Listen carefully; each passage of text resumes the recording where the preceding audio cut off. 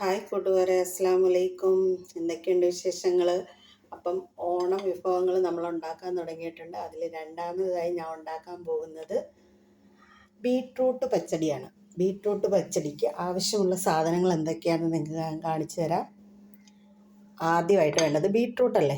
അപ്പോൾ beetroot പച്ചടിക്ക് beetroot, ഉള്ളി, തേങ്ങ, ജീരകം, പച്ചമുളക്, ഒരു നുള്ള് ഇഞ്ചി, ഒരു കഷ്ണം, നുള്ളല്ല ഒരു കഷ്ണം ഇഞ്ചി. അപ്പോൾ ഇതുണ്ടാക്കുന്നത് എങ്ങനെയാണെന്നറിയാം. അത് ബീട്രൂട്ട് അരിഞ്ഞ് നമുക്ക് വേവിക്കണം. ബീട്രൂട്ട് അരിയട്ടെ.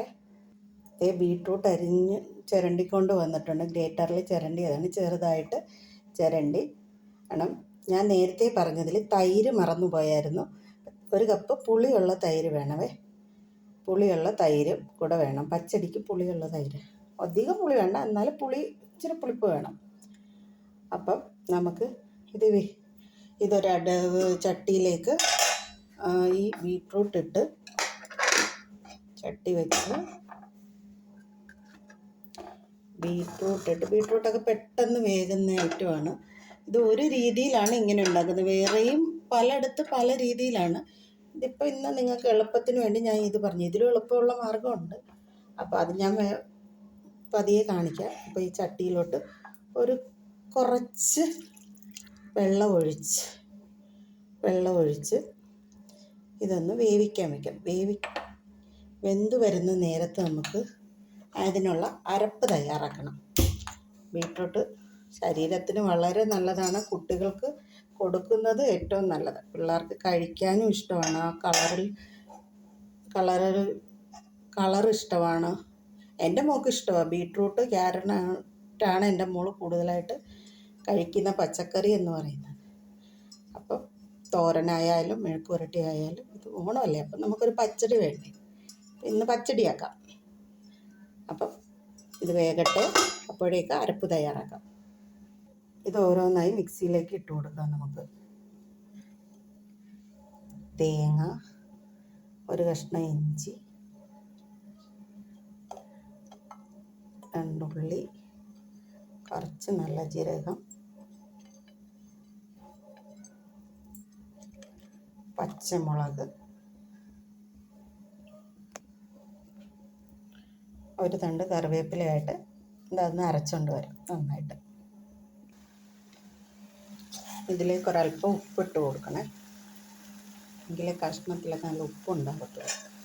കഷ്ണമല്ല, ബീട്രൂട്ടിലൊരു ഉപ്പ് പിടിക്കത്തുള്ളൂ. നന്നായിട്ട് വരട്ടെ. അപ്പോൾ ബീട്രൂട്ടൊക്കെ നല്ല തിളച്ച് വെന്തിട്ടുണ്ട്. ഇതിലേക്ക് നമുക്ക് അരപ്പൊഴിച്ച് കൊടുക്കണം. ഇതിലേക്ക് വെള്ളം വറ്റി വന്നിട്ടുണ്ട്. അതിലേക്ക് നമുക്ക് ഈ അരപ്പൊഴിച്ച് കൊടുക്കണം. ഈ അരപ്പൊഴിച്ച് നന്നായിട്ട് ഇളക്കി യോജിപ്പിച്ച് ഈ ബീട്രൂട്ടിൽ ഈ അരപ്പ് തന്നെ കളറ് മാറി. ഈ തേങ്ങയുടെ, ജീരകത്തിൻ്റെ, മുളകിൻ്റെ ഇതിൻ്റെ എല്ലാം ചുവ പോണേ ഒരിച്ചിരി നേരം ഒന്ന് ചൂടാകും.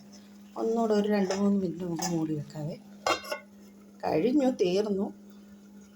ഇനി ഇതിലേക്ക് തൈര് ചേർത്താൽ മതി. അപ്പോൾ തൈര് ചേർക്കണമെന്നുണ്ടെങ്കിൽ ചൂടോടുകൂടെ തൈര് ചേർത്താൽ തൈര് പിരിഞ്ഞു പോകും. അതുകൊണ്ട് ഒരല്പം ഒന്ന് ആറണം. അപ്പോൾ അതിൻ്റെ പച്ചച്ചുവയൊക്കെ മാറിയിട്ടുണ്ട്. നല്ല തിളച്ച് പച്ചച്ചുവയൊക്കെ മാറിയിട്ടുണ്ട്. ഉപ്പ് നോക്കണം. ഈ നേരത്ത് തൈര് ചേർത്ത് വെച്ചിട്ട് നോക്കണം ഉപ്പ്. അതെ, നല്ല ഇതെല്ലാം മാറിയിട്ടുണ്ട്. അരപ്പ് തിളച്ചു.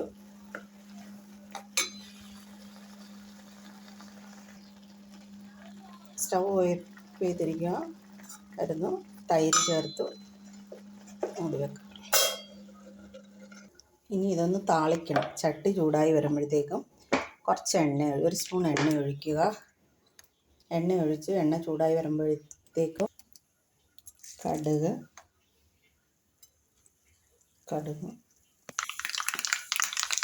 പൊട്ടി വരുമ്പോഴത്തേക്കും, കടുക് പൊട്ടിത്തീർന്ന ഉടനെ ഉള്ളി,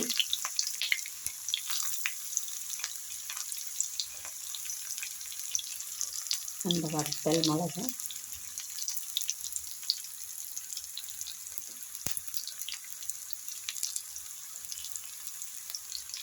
കറിവേപ്പില ഉള്ളി മൂത്ത് വരുമ്പോഴത്തേക്കും ഇത് നമുക്ക് ഇതിലേക്ക് വയ്ക്കും.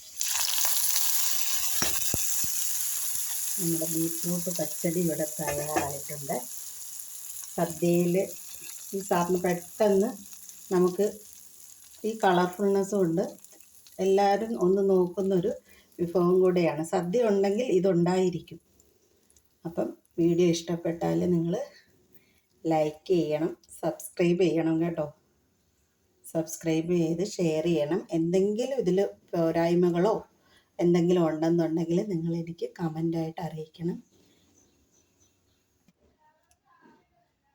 അപ്പോൾ ഞാൻ ഇതൊരു സർവിങ് ബൗളിലേക്ക് മാറ്റിയിട്ടുണ്ട്. വീഡിയോ ഇഷ്ടപ്പെട്ടാൽ ലൈക്ക് ചെയ്യാനും ഷെയർ ചെയ്യാനും സബ്സ്ക്രൈബ് ചെയ്യാനും മറക്കരുത്. Okay, bye bye, thank you.